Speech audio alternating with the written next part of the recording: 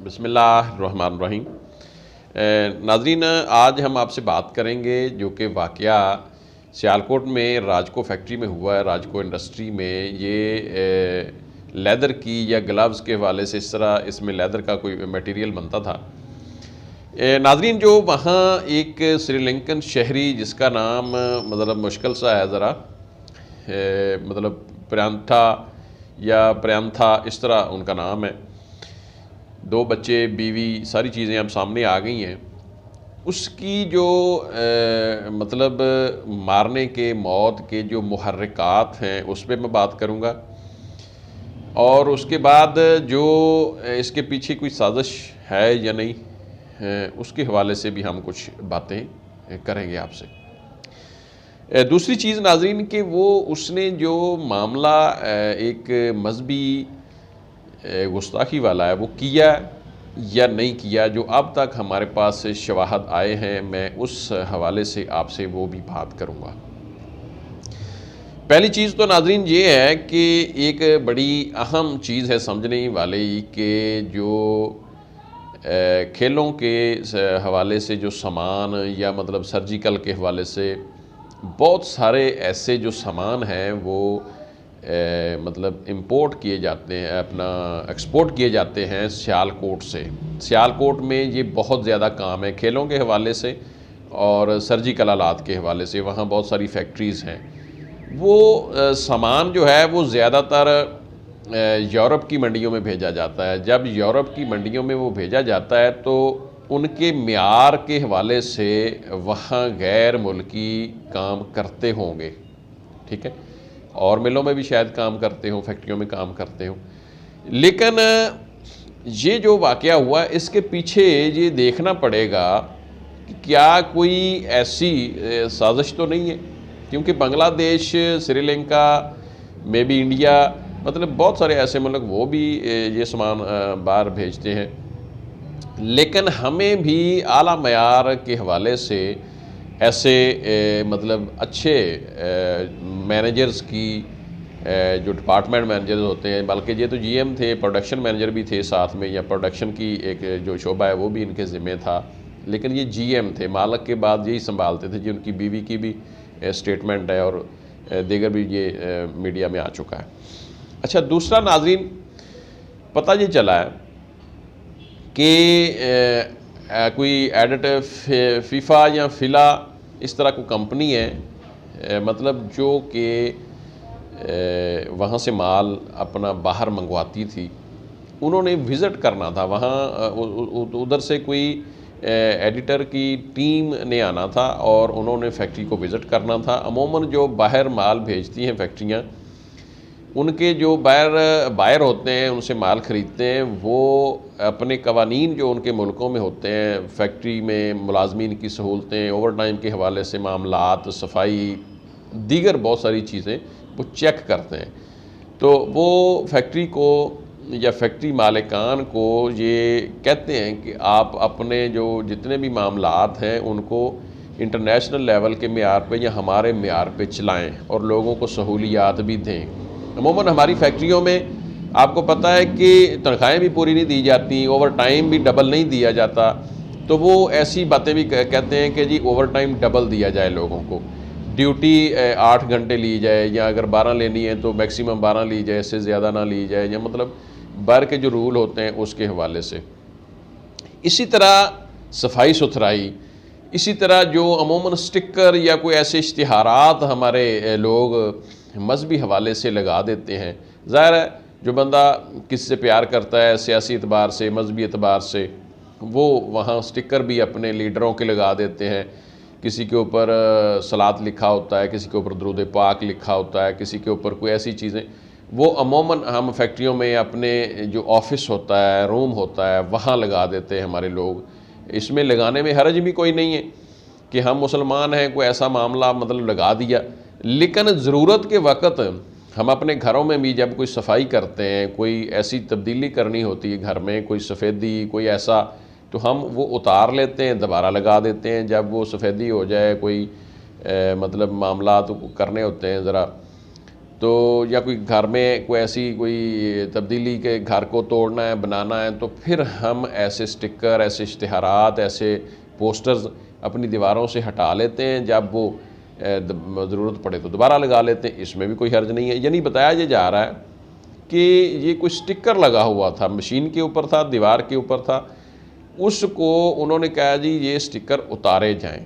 जब उतारे उन्होंने या उतरवाए, उसके हवाले से जब लोगों का कुछ रद्द-ए-अमल आया, तो पहले मैं स्टिकर के हवाले से बता दूं। स्टिकर के ऊपर कुछ कहते हैं जी कलमा लिखा होता, कुछ आयात भी कहते हैं, कुछ दरूद पाक भी कहते हैं, और कुछ लोग अहले बैत के हवाले से भी कहते हैं, कुछ लोग में भी कोई लबैक के हवाले से वो स्टिकर था या उन्होंने लगाया हुआ था, में भी।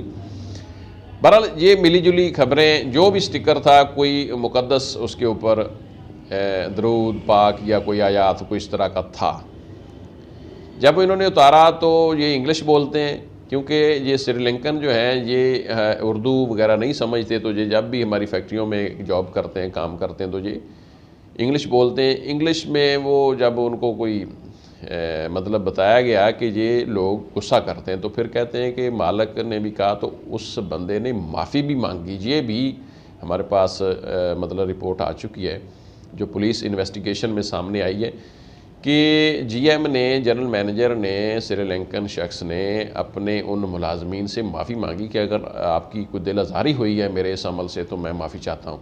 बहरहाल हमने ऑडिट करवाना है, ऑडिट टीम आ रही है फ़लाँ कंपनी की, तो इस हवाले से हम सफाई सुथराई के हवाले से ऐसी चीज़ों को उतार रहे हैं। चूँकि हम जिनको अपना माल बेचते हैं वो तो ज़ाहिर है मुसलमान नहीं है, या मे भी मजहबी हवाले से वो लोग बहुत सारी चीज़ें देखते हैं, तो इस हवाले से इसको उतारना पड़ेगा आपको। जो भी स्टिकर है, जो भी मामलात हैं, सफाई को भी देखना होगा। तो इस हवाले से मामलात चल रहे थे। कुछ लोगों को चोरी की बुनियाद पर निकाला भी था, कुछ लोगों को डिसिप्लिन की खिलाफ वर्जी पर भी निकाला था। और मेन चीज़ आपको नाज़रीन ये बता रहे हैं हम, जो इन्वेस्टिगेशन में सामने आया है कि वो जो रंजिश थी, यानी फैक्ट्री के जो मुलाजमीन हैं उनको जो मैनेजर जीएम की सख्तियाँ थीं डिसिप्लिन के हवाले से, काम के हवाले से, अच्छे तरीके से काम लेना, सफाई सुथराई, बाकी चीज़ें, टाइमिंग, टाइम पे आना, टाइम पे जाना, ये शिकायत थी। और मालिक जो थे उन्होंने ये आउटसाइडर बंदा, यानी दूसरे मुल्क का बंदा रखने का मकसद भी यही था कि हमारे डिसिप्लिन अच्छे हो, हमारा काम अच्छा हो, हमारी प्रोडक्शन अच्छी हो। इसके अलावा, चूँकि हमने भी नाज़रीन ये फैक्ट्रियों में देखा है, इसके अलावा जो मेन रीज़न हम जानने की कोशिश कर रहे हैं, और इसके पीछे में भी इसके मुहरकात हो सकते हैं कि हमारे मतलब जो खेलों का सामान है, तकरीबन पूरी दुनिया में सबसे ज़्यादा खेलों का सामान जो बाहर भेजा जाता है वो पाकिस्तान भेजता है, और वो जो सारे का सारा तैयार होता है वो इन्हीं इलाकों में, बिलखसूस सियालकोट या कोई गुजरांवाला का इलाका होगा, या मे भी कोई गुजरात का हो, नहीं तो वो ज़्यादातर जो ये जिस खेलों का सामान तैयार किया जाता है जिस सियालकोट में ही तैयार किया जाता है। तो मे भी किसी को तकलीफ़ भी हो सकती है। इन चीज़ों को भी देखना पड़ेगा कि क्या उन लोगों को उकसाने के पीछे या इस तरह की कोई एक्टिविटी करवाने के पीछे कोई ऐसा मुखालफ या कोई ऐसा दुश्मन अनासर तो नहीं है कि जिसने ये उन लोगों से अपने तरीके से करवाया, जिस तरह अमूमन हमारी सुन्नी शिया की लड़ाई और दीगर मामलात करवाने के पीछे कुछ लोग अमूमन कुछ अनासर काम करते रहते हैं। नाज़रीन, ये वो चीज़ें हैं जिनको जानने की कोशिश है। बाकी मैं आपको ये बता दूं कि वज़ीर-ए-आज़म साहब को जो रिपोर्ट पेश की गई है उसमें 118 लोग, और अब पहली रिपोर्ट थी कि 13 मरकज़ी मुल्ज़म हैं। अब तकरीबन ये भी रिपोर्ट आ रही है कि जो मरकज़ी मुल्ज़म हैं वो 6 मेन उसमें हैं, और उसके बाद बाकी जो मुल्ज़मान हैं उनको भी सज़ा दी जाएगी।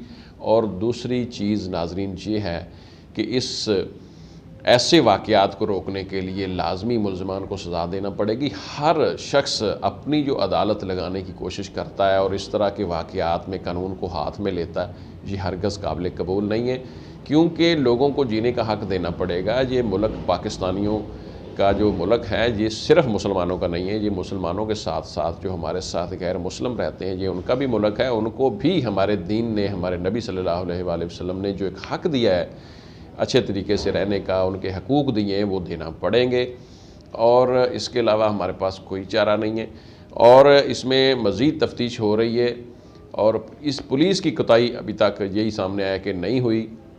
बहरहाल कानून के हवाले से इसके ऊपर फ़ैसला लाजमी होना चाहिए और लोगों को सज़ा मिलनी चाहिए। इसमें हर बंदा जो है वो सामने आ चुका है। तहरीक लब्बैक के जो सरबराह हैं उन्होंने भी स्टेटमेंट दी है कि ये मतलब वाक़या जो हुआ है ये अफसोसनाक है और ऐसे जो मामलात हैं इसके ऊपर हमें ना उनके साथ जोड़ा जाए, तहरीक लब्बैक को साथ ना जोड़ा जाए। इसमें हमारा कोई अमल दखल नहीं है। अगर किसी ने कोई नारेबाजी को काम किया है तो वो आम तौर पर लोग कर लेते हैं ऐसा। लेकिन नाज़रीन, इस मामले को मंतकी अंजाम तक पहुंचना चाहिए और जल्द से जल्द इसके ऊपर इंसाफ हो ताकि लोगों को एक इत्मीनान हो, लोगों के ज़हनों में एक जो अफरा तफरी है, जो खौफ है वो ख़त्म होना चाहिए। बिलखसूस जो गैर मुस्लिम हैं, बिलखसूस जो बाहर के लोग फैक्ट्रियों में काम करते हैं, उनके जहन में जो खौफ है उसको ख़त्म करने के लिए इसका मंतकी अंजाम तक जल्द से जल्द पहुँचना बहुत ज़रूरी है। अपना ख्याल रखें, हमारे चैनल को देखते रहें, चैनल को सब्सक्राइब कर लें, लाइक शेयर करें। अल्लाह हाफ़िज़।